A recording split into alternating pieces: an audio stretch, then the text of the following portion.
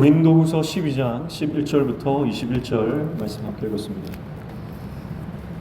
먼저 11절 보시면 내가 어리석은 자가 되었으나 너희가 억지로 시킨 것이니 나는 너희에게 칭찬을 받아야 마땅하도다. 내가 아무것도 아니나 지극히 크다는 사도들보다 조금도 부족하지 아니하니라. 그렇게 말씀하죠. 사도 바울이 앞서서 자기의 자랑, 자기 사역에 대한 연약함을 자랑했습니다. 그리고 그 이후에 영적인 체험에 대해서 자랑을 했죠.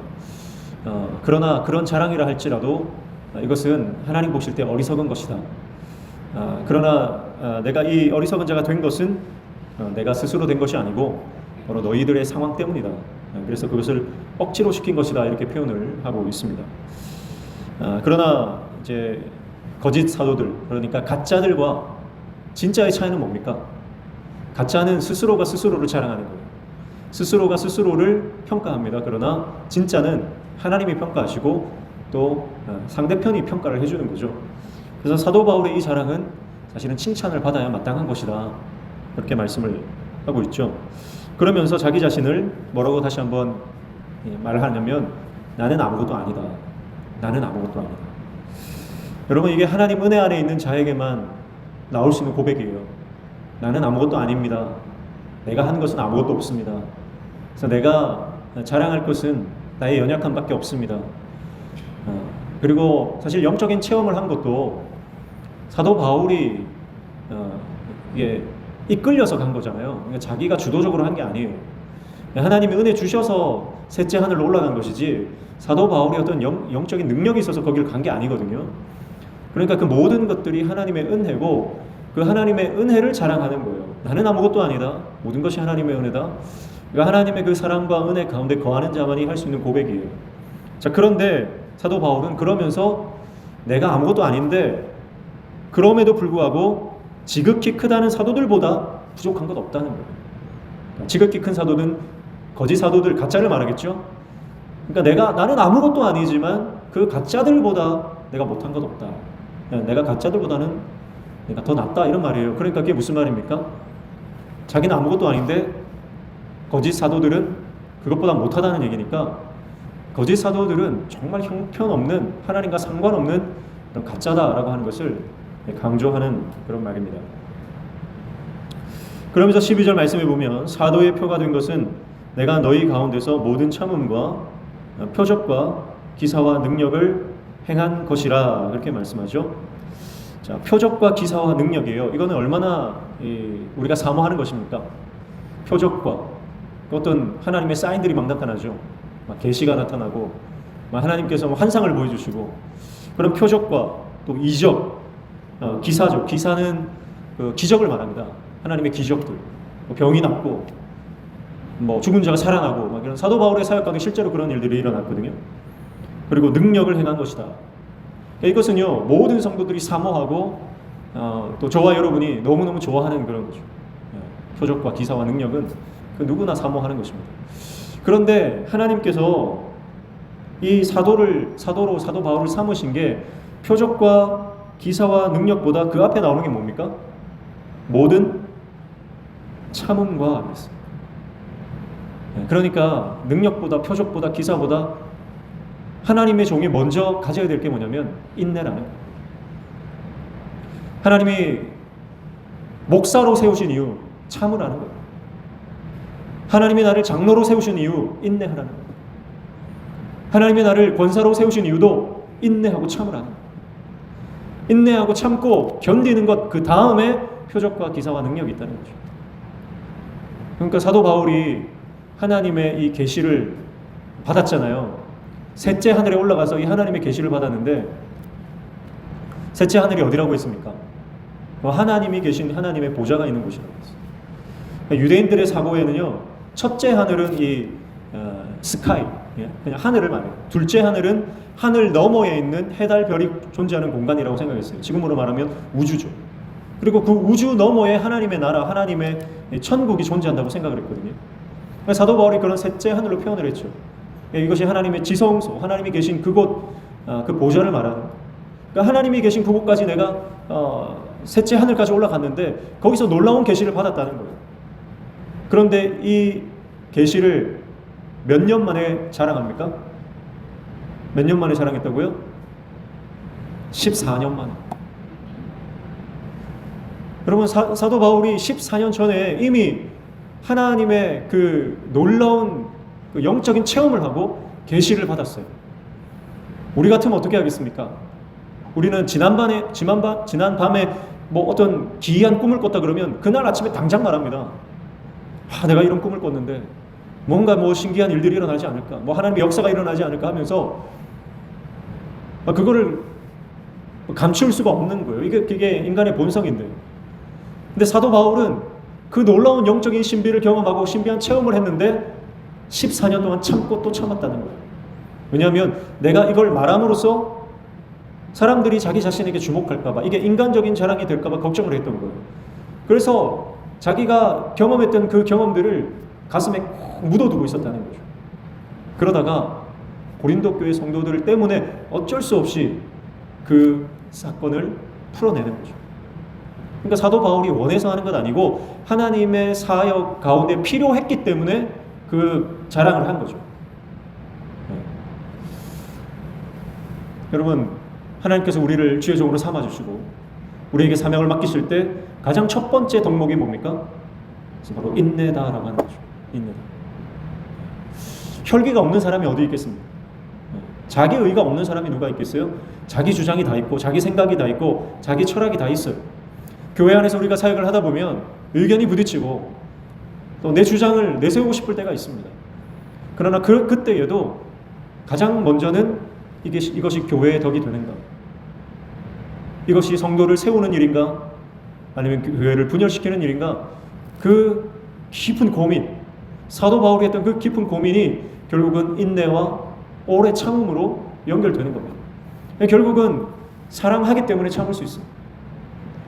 고린도 교회 성도들을 너무나 사랑했기 때문에, 그리고 사도 바울은 하나님을 사랑하고 하나님이 세운 교회들을 너무나 아끼고 사랑했기 때문에 사도 바울은 인내하며 참는 인생을 살았던 거죠.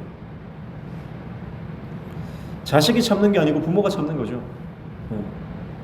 부부 싸움을 해도요, 부부 간에 누가 먼저 용서를 구하고 화해를 손을 내밉니까? 더 사랑하는 사람이 손을 내미는 거죠. 더 사랑하는 사람이 용서를 구하고 더 사랑하는 사람이 져주는 겁니다. 사도 바울은 그 교회를 너무나 사랑했기 때문에 오래 참았다는 거예요. 그 인내가 바탕이 될 때 우리 안에 있는 모든 표적과 기사와 능력이 하나님의 영광으로 온전하게 쓰여지게 될 줄로 믿습니다. 13절 말씀에 보면 내 자신이 너희에게 폐를 끼치지 아니한 일밖에 다른 교회보다 부족하게 한 것이 무엇이 있느냐? 너희는 나의 이 공평하지 못한 것을 용서하라, 이렇게 말씀합니다. 사실 사도 바울이 고린도 교회 성도들에게 용서를 구할 일이 아니거든요.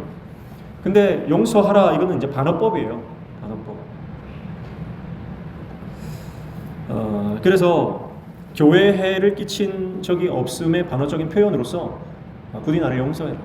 너희가 오해한 것이 있다면 나를 용서하고 잘 들어달라, 이렇게 말하는 것입니다. 참과 거짓, 진짜 하나님의 종과 가짜 하나님의 종은 반드시 말씀 앞에서 드러나게 될 줄로 믿습니다. 그래서 인간의 지혜와 말의 화려함, 이런 것들을 가진 자들이 거짓 사도들이었어요. 그들은 인간적인 조건과 화려한 언변, 당시에 이제 유행했던 웅변술, 많은 사람 앞에서 사람들의 마음을 막 들었다 놨다 하는 그런 웅변술이 유행을 했거든요. 그런 말의 화려함이 있었지만 사도 바울은 말의 화려함이 아니라 정말 하나님 안에서 오래 참으며 진짜 능력, 진짜 하나님의 능력과 표적과 기사로서 그렇게 사역했고요. 사도 바울의 사역은 성령의 사역이었습니다. 오늘 저와 여러분이 주님의 교회와 영혼을 위해서 참고 견디며 수고할 수 있는 하나님의 종 되시기를 축복합니다. 그리고 그 안에서 하나님의 참된 능력과 하나님의 기적과 역사들이 일어나기를 축복합니다. 14절 보면 보라, 내가 이제 세 번째 너희에게 가기를 준비하였으나 너희에게 폐를 끼치지 아니하리라. 내가 구하는 것은 너희의 재물이 아니요 오직 너희니라. 어린아이가 부모를 위하여 재물을 저축하는 것이 아니요 부모가 어린아이를 위하여 하느니라, 이렇게 말씀하죠. 사도 바울이 이제 세 번째 고린도 교회를 방문할 계획을 세우고 있습니다. 자, 그런데 사도 바울이 방문을 했을 때 두 번째 방문했을 때처럼 그 갈등이 일어나지 않기를 원한다는 거예요. 두 번째 방문했을 때 고린도 교회와 사도 바울 간에 갈등이 있었거든요. 왜냐하면 그 안에 들어왔던 거짓 사도들, 가짜들로 인해서 지금 많은 그 사도에 대한 어떤 그 악의적인 소문들, 여러 가지 그런 그 안 좋은 분위기가 형성되어 있어요. 그래서 고린도 교회 성도들이 많이 거기에 넘어가 있었습니다. 그래서 사도 바울에 대해서 달갑지 않게 생각했던 거죠. 사도 바울이 갔는데 오히려 능력을 당했어요. 이제 세 번째, 이제 사도 바울이 방문을 하려고 하는데, 방문을 할 수 있었던 이유는 고린도 교회가 그 이후에 회개했기 때문이죠. 그래서 많이 돌아왔습니다. 사도 바울의 눈물의 편지 때문이었죠. 사도 바울이 디도편에 보냈던 그 눈물의 편지 때문에 그 편지를 읽고 고린도 교회 성도들이 은혜를 받았어요. 그래서 말씀으로 인해 은혜를 받고 회복되었습니다. 그래서 회개하고 이제 중지되었던 그 예루살렘 성도들을 향한 예루살렘 교회의 연보를 이제 준비를 하게 되는 거죠. 이제 사도 바울이 이제 그 일을 위해서 고린도 교회를 다시 재차 방문을 하려고 하는 계획을 하는데, 우리 안에 이런 갈등이 있기를 원치 않는다.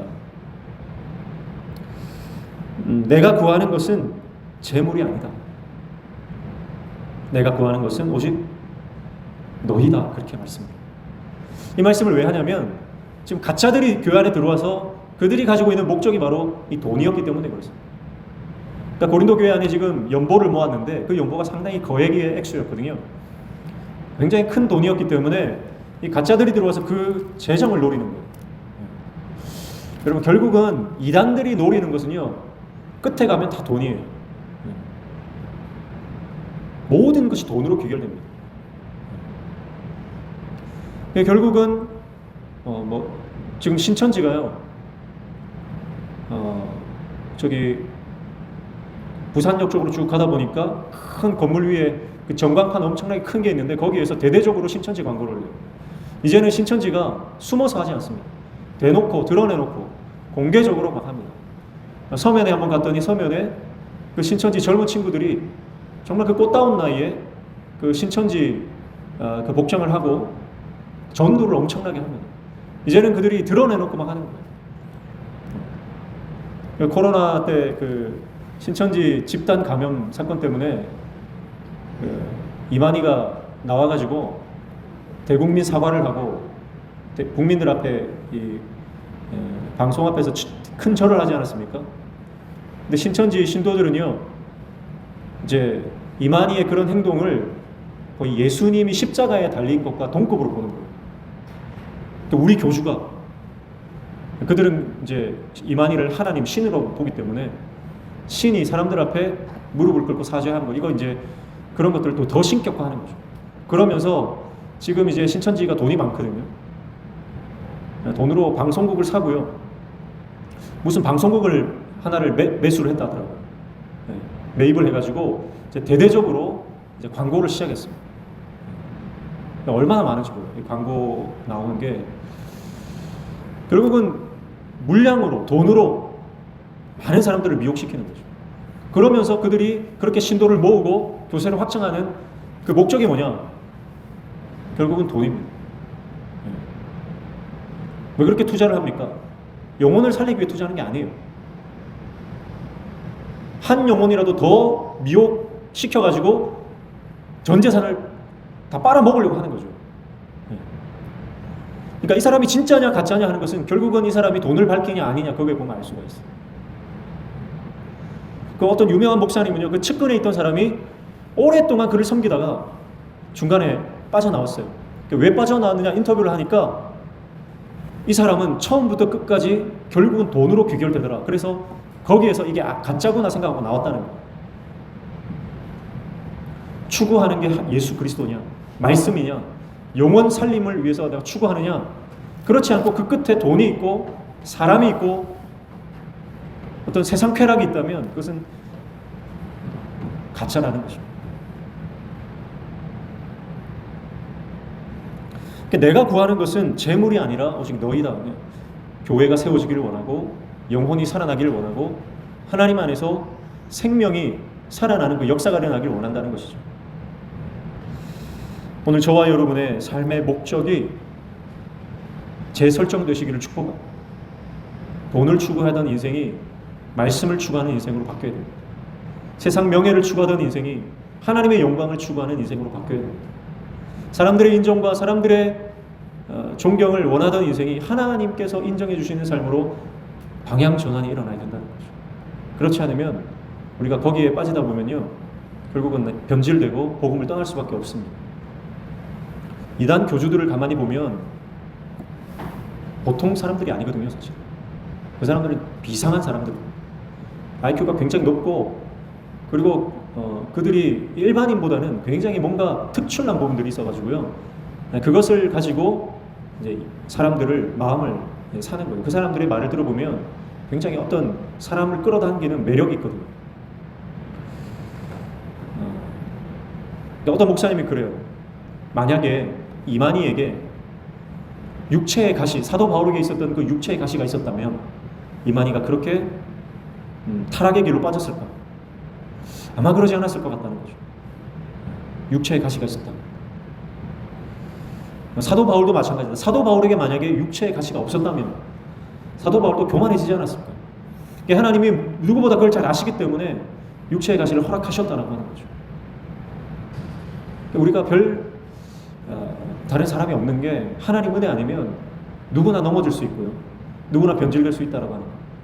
우리는 지금 내가 신앙이 좋은 줄 알지만 내가 가지고 있는 이 신앙이라는 것도요, 상황이 탁 바뀌면 내가 예상치 못했던 문제를 탁 만나면요, 순식간에 무너져 내릴 수밖에 없는 그런 연약한 존재라고 하는 겁니다.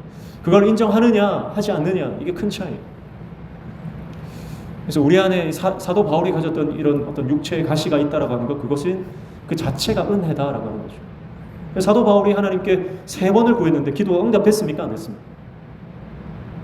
사도 바울이 하나님께 3번 완전히 구했다는 거라고 했잖아요. 그렇게 간절히 정말 기도를 했는데 응답이 됐나요? 안 됐나요? 응답이 된 거예요. 거절이라는 응답을 받았다는 거죠. 그래서 기도의 응답에는 5가지 종류가 있습니다. 기도의 응답에는 원하는 대로 해주신다라고 하는 거죠. 예스입니다. 예스. 두 번째는 기다리라는 거예요. 기다리라. 세 번째는 거절의 응답이 있다는 거예요. 거절의 응답. 또 네 번째는 구한 것보다 더 많이 주시는 응답이 있어요. 그리고 구한 것과 다른 것으로 주시는 응답이 있어요. 이렇게 기도의 응답은 5가지가 있거든요. 근데 이 5가지가 다 기도의 응답이에요. 사도 바울이 응답을 받은 거예요. 그러니까 이제 구할 필요가 없는 거죠. 네 은혜가 네게 족하다. 그러면서 사도 바울이 자신이 안고 있는 그 고난에 대한 뭐가 바뀌었다 했어요? 해석이 바뀌었다 그랬죠. 여러분, 응답이 오면 삶의 해석이 일어나게 됩니다. 하나님의 응답이 임할 때, 하나님의 말씀이 임할 때에 우리는 우리의 상황과 환경과 처지와 형편에 대한 말씀의 렌즈로 보는 재해석이 일어난다라고 하는 거죠. 오늘 저와 여러분의 인생 가운데 기도의 응답이 온다고 뭔가 상황이 바로 역전된다, 그렇다기보다는요, 우리의 그 삶의 해석과 방향성이 바뀐다라고 하는 것, 우리가 기억하면 좋겠습니다. 그래서 어제 새벽이었습니까? 우리가 예수님께서 어부를 부르셨잖아요. 어부. 나를 따르라. 나를 따라오라. 그물을 버려두고 나를 따라오라 했을 때 그 갈릴리 그 어부들이 예수님을 따라갑니다. 그때 예수님이 뭐라고 말씀합니까? 내가 너희를 사람을 낚는 어부가 되게 하리라. 사람을 낚는 어부가 되게 하리라. 그들의 정체성, 그들의 삶의 명칭, 그들의 이름이 어부였습니다. 그 마태복음 그 본문에는 그들의 이름이 등장하지 않죠. 어부라고 이름합니다. 그러면서 예수님은 그들의 이름을 바꿔주시는 게 아니에요. 그들의 목적을 바꿔주시는 거예요. 그러니까 너희가 어부지, 물고기 잡는 어부지. 그런데 너희 그대로 어부로 만들 거야. 그런데 이제는 물고기 잡는 어부가 아니라 사람 낚는 어부가 되게 할 거야. 그 말씀을 듣고 제자들이 따라 예수님의 제자가 되는 거죠.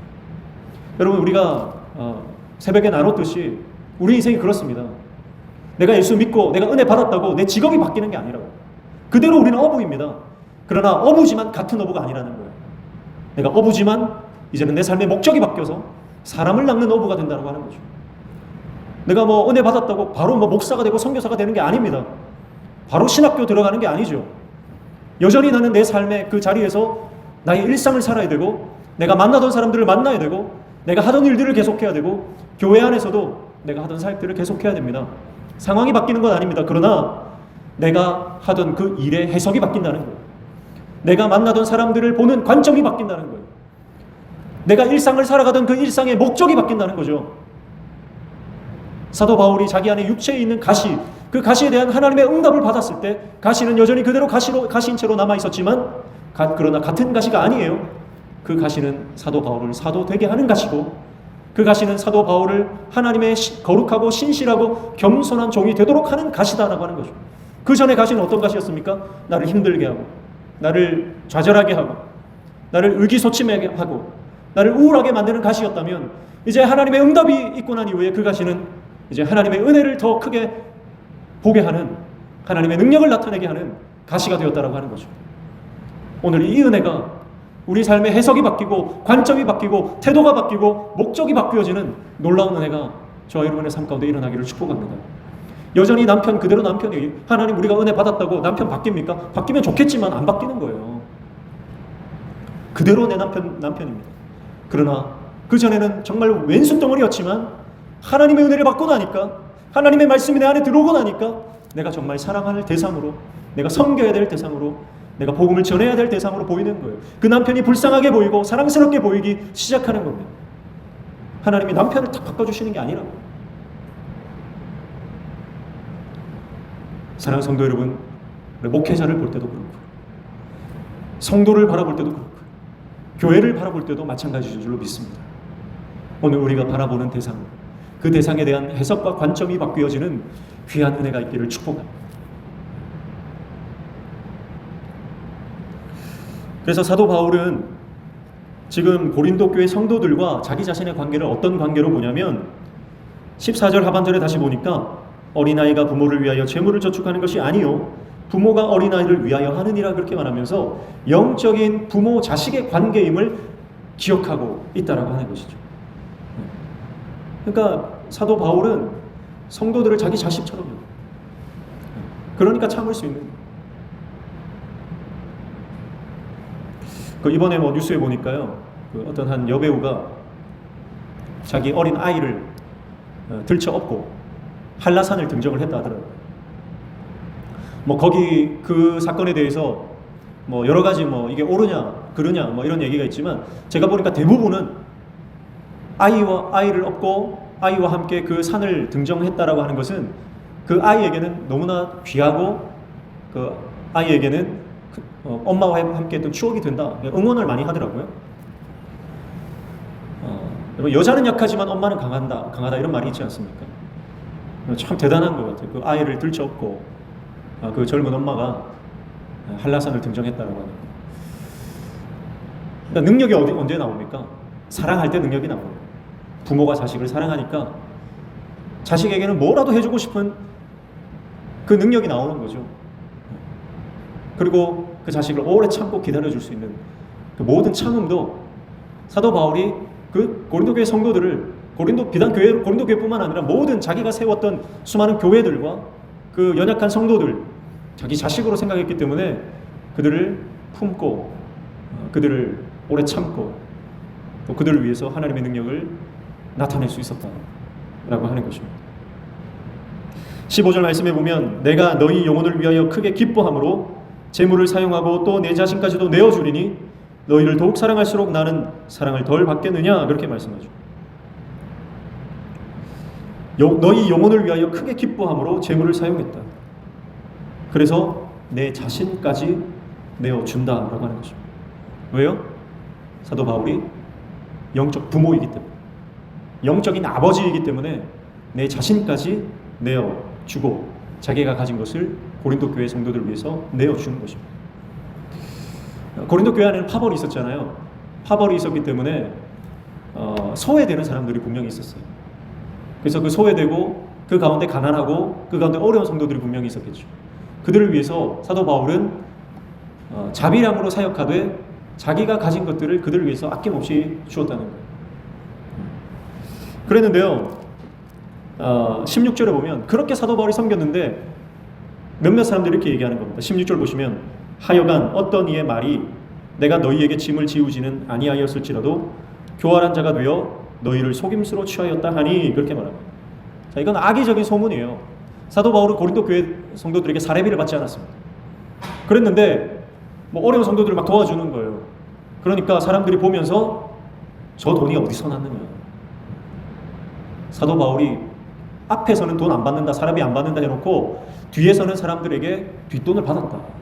개인적으로 다 돈 받고 있는 건 아니냐. 그런 악의적인 소문을 냈다는 거예요. 여러분, 교회 안에 우리가 공동체 안에는요 반드시 이런 근거 없는 소문이 돌 때가 있습니다. 이 소문을 퍼뜨린 사람들은 10중 8구 거짓 사도들이겠죠. 가짜 사도들이 들어와서 사도 바울은 진짜 사도가 아니다 그러면서 악의적인 소문을 막 이렇게 퍼뜨리는 거예요. 거기에 지금 성도들이 진짜 그런 것 아니냐 하면서 그런 이제 거기에 미혹되는 그런 사람들이 있었다는 거죠. 그런 악의적인 소문들이 퍼지고 있었다라고 하는 거죠. 여러분, 나는 정말 순수한 마음으로 교회를 섬기고 정말 하나님 앞에서 내가 헌신하고 봉사했는데 그 일 때문에 다른 사람들이 오해하거나 아니면 안 좋은 소문이 돌 수도 있다는 거예요. 여러분, 그때 인간적으로 반응하지 마십시오.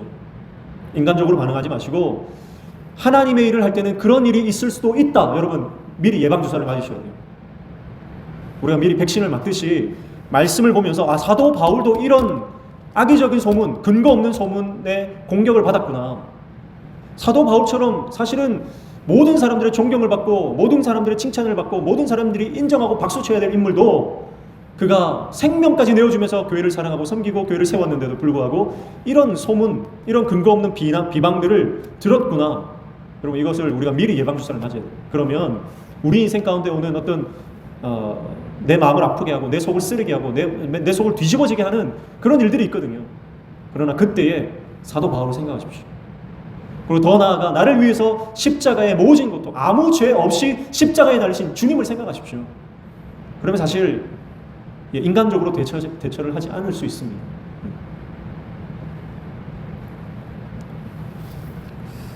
저도 최근에 그런 일이 있었는데요.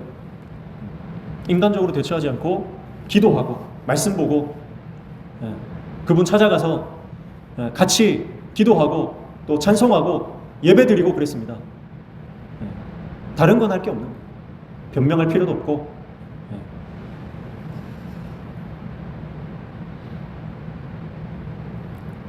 제가 제 아내가 들으면 속상할까봐 아내한테도 얘기를 안 했어요. 얘기할 필요가 없는 거예요. 이제 얘기를 했으니까 오늘 집에 가면 얘기를 해야 되겠죠.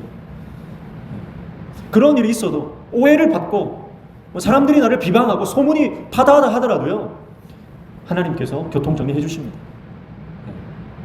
기도하고 말씀 붙잡고 오래 참고 인내하며 성령님의 음성에 민감하게 반응할 때 하나님께서 모든 교통 정리를 해주신다. 하나님 살아계신 줄로 믿습니다. 하나님 살아계시면 하나님 해결해 주시는 거예요. 우리가 그걸 믿어야 돼요. 우리 하나님 믿는다고 하면서요, 내가 막 안절부절 못해가지고 내가 해결하려고 하는 일들이 너무 많습니다. 사실은. 사도 바울이 고린도 교회 당장 찾아가가지고 따지고 막 싸우고 할 수 있죠. 고린도 교회 성도들, 내가 이 교회를 세웠고 내가 어떻게 너희를 지금 양육하고 이만큼 성장시켜놨는데 지금 무슨 말이냐 하면서 사도 바울이 그렇게 할 수 있다고요. 근데 우리가 앞서도 봤지만 사도 바울이 방문할 때 오히려 고린도 교회 성도들이 상처받고 실족할까봐 가지 않고 편지를 써서 보낸 것 아닙니까? 그러니까 그것이 하나님의 뜻이었고요. 하나님의 방법이었다라고 하는 것이죠. 그래서 하나님의 방법대로 했더니 고린도 교회 성도가 눈물로 회개하고 다시 하나님과의 관계, 또 사도 바울과의 관계가 회복되는 것을 보게 되는 것이죠. 17절 말씀 보면 내가 너희에게 보낸 자 중에 누구로 너희의 이득을 취하느냐. 사도 바울도 그런 이득, 금전적인 이득을 취한 적이 없고, 그리고 사도 바울이 보낸 자도 그렇게 한 적이 없다는 거죠. 그 중에 대표적인 인물이 디도 아닙니까? 18절 내가 디도를 권하고 함께한 형제를 보내었으니 디도가 너희의 이득을 취하더냐? 우리가 동일한 성령으로 행하지 아니하더냐? 동일한 보조로 하지 아니하더냐 그렇게 말씀합니다. 자, 디도를 보냈지만 디도도 그렇게 하지 않았다. 그리고 사도 바울과 디도 그리고 모든 동역자들의 그 사역을 한마디로 이렇게 표현하죠. 성령으로 행하지 아니하더냐. 사도 바울의 사역은 성령 사역이었습니다. 성령 사역이었기 때문에 성령의 음성에 민감하게 반응하고 성령의 말씀에 순종하고 성령께서 보여주시는 곳으로 가고 성령께서 가르쳐 주시는 곳으로 갔기 때문에 사도 바울의 그 사역 가운데는 인간적인 것이 끼어들 틈이 없었어요. 오늘 저 여러분의 삶이 성령의 충만한 삶과 사역이 되시기를 축복합니다. 예수님조차도 성령에 이끌리어 광야로 가시는 거예요. 예수님도 성령에 이끌리어 살아가시는 거예요. 그의 사역을 감당하셨어요. 그래서 아침마다 새벽마다 일어나 기도하시는 거죠. 하나님의 뜻을 구하고 하나님의 뜻대로 가기 위해서. 저 여러분 우리가 성령에 이끌리어 나아갈 때에 우리 삶 가운데 어떤 그 인간적인 생각과 행동들이 개입할 그런 틈을 주지 않게 되는 줄로 믿습니다. 외부적으로 공격이 있을 수는 있지만 내 안에는 끊임없이 하나님의 성령, 거룩하신 영이기 때문에 정결하게 되고 거룩하게 되고 깨끗하게 되는 것이죠. 그러니까 사도 바울이 이렇게 당당할 수 있는 거예요. 그렇지 않으면 성령에 의지하지 않으면 세상 영이 들어와서 재물에 대한 욕심이 생기게 하고요. 인간적인 것에 대한 욕심이 생기게 하고 넘어질 수밖에 없다는 것입니다. 19절 말씀에 너희는 이때까지 우리가 자기 변명을 하는 줄로 생각하는구나. 우리는 그리스도 안에서 하나님 앞에 말하노라. 사랑하는 자들아 이 모든 것은 너희의 덕을 세우기 위함이니라. 그렇게 말씀합니다. 여기 보면 그리스도 안에서 이렇게 말이죠. 그리스도 안에서. 그 다음에는 뭡니까? 하나님 앞에서. 그리고 위에는 뭐라고 했어요? 18절에는 성령으로 행하고. 여러분 이게 그리스도인의 삶입니다. 그리스도인의 삶은 그리스도 안에서 하나님 앞에서 성령으로 행하는 삶입니다. 이게 그리스도인의 삶이고 하나님의 종의 모습인 줄로 믿습니다. 성부, 성자, 성령 하나님의 개입과 이 섭리와 인도하심 외에는 우리를 인도할 것도 우리를 간섭할 것도 우리의 삶에 개입할 것도 없습니다. 오직 성부, 성자, 성령님이 삼위일체 하나님의 인도하심과 말씀 안에서 살아가는 저 여러분 되시기를 축복합니다. 20절에 내가 갈 때에 너희를 내가 원하는 것과 같이 보지 못하고 또 내가 너희에게 너희가 원하지 않는 것과 같이 보일까 두려워하며 또 다툼과 시기와 분냄과 당지는 것과 비방과 수군거림과 거만함과 혼란이 있을까 두려워하고. 자, 무슨 말이죠? 고린도 전서에 썼던 그 내용들이죠. 고린도 전서에 있었던 고린도 교회의 수많은 문제들이 다시 재발하지 않기를 바란다는 거죠. 예를 들면 뭐 이런 겁니다. 암에 걸렸던 사람이 어떤 수술을 하고 그리고 몸 관리를 잘해서 완치가 됐습니다. 완치 판정을 받았습니다. 완치를 받았다고 다시 예전의 삶의 습관, 잘못된 삶의 패턴 그런 것으로 돌아가서 다시 암이 재발할까 두렵다는 거죠. 영적인 것도 마찬가지입니다. 내가 하나님 안에 있을 때 그리스도 안에서 하나님 앞에서 성령으로 행할 때에는 우리 안에 하나님께서 기뻐하시는 삶의 열매들, 성령의 열매들이 맺히게 되는 줄로 믿습니다.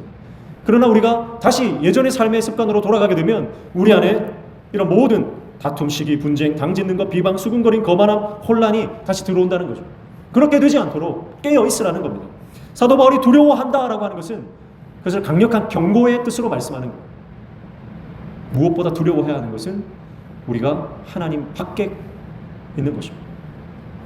그래서 마지막 21절에 이렇게 말하죠. 또 내가 다시 갈 때에 내 하나님이 나를 너희 앞에서 낮추실까 두려워하고 또 내가 전에 죄를 지은 여러 사람의 그 행한 바 더러움과 음란함과 호색함을 회개하지 아니함 때문에 슬퍼할까 두려워하노라. 그렇게 말합니다. 그러면서 20절과 21절에 계속해서 반복하는 게 뭡니까? 두려워한다, 두려워한다, 두려워한다, 두려워한다 반복하고 있죠. 이것은 아주 강력한 경고입니다. 그래서 내가 다시 갈 텐데 갔을 때에 너희가 다시 예전의 삶의 그 죄악 가운데 빠지지 않도록 근신하고 깨어 있어라. 그렇게 말씀하는 것이죠. 고린도전서의 그 문제투성이의 상황이 재발하지 않기를 바라는 사도 바울의 간절한 마음이고요. 사도 바울이 방문했을 때 이런 심각한 악한 상태에 있지 않고 우리의 만남이 기쁜 만남이 되기를 원한다라고 하는 그런 고백인 것이죠. 사랑하는 성도 여러분, 오늘 저와 여러분의 인생이 이렇게 하나님 앞에서 한 영혼을 위해서 생명을 내어줄 수 있는 아비 된 마음, 어미 된 마음, 그 사도 바울의 마음이 우리에게 회복되기를 소원합니다.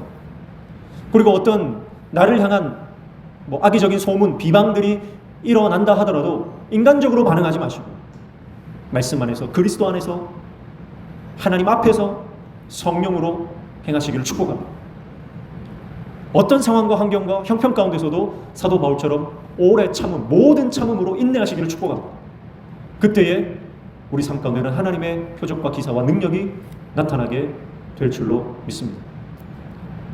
그렇게 될 때에 사도 바울은 어떤 금전적인 어떤 이득 이런 것에 눈이 멀지 않았고 오직 영혼을 끝까지 바라볼 수 있었던 것이죠. 고린도 교회는 사실 그 경쟁 구도가 심했던 교회이기 때문에 그래서 아마 사도 바울이 이 사례비를 받지 않았던 것 같아요. 사례비를 이렇게 받게 되면 이렇게 성도들이 돈을 모아서 드려야 될 것 아닙니까? 그런데 어떤 파가 지금 여러 파벌이 있잖아요. 우리 파에서 이 정도 냈는데 그럼 막 그게 경쟁이 되고 거기에 상처받고 갈등이 생기고 교회가 더 이게 좀 분열될 수 있다고 사도 바울이 영적으로 판단했던 것 같아요. 그래서 아예 무보수로 사역을 한 겁니다. 그래서 사도 바울이 그때 당시에 재정은 어디서 충당이 됐냐면 전에부터 봤지만 마게도냐 교회 성도들, 빌립보 교회를 필두로 한 그 성도들이 재정을 보내줘서 사도 바울이 그 재정으로 사역을 하고 또 생활비를 쓰고 그리고 성도들을 돕고 했던 일이죠. 그리고 나서 이제는 천막 만드는 일을 하면서 자비랑 사역을 또 했던 것이죠. 그게 그리스도 안에 있을 때 하나님 주신 지혜라고 저는 생각합니다. 그리스도 안에서 하나님 앞에서 성령으로 그렇게 주님의 사명 감당하는 또 우리의 삶을 살아가는 저와 여러분 되시기를 주님의 이름으로 축복합니다. 찬양하겠습니다. 258장 함께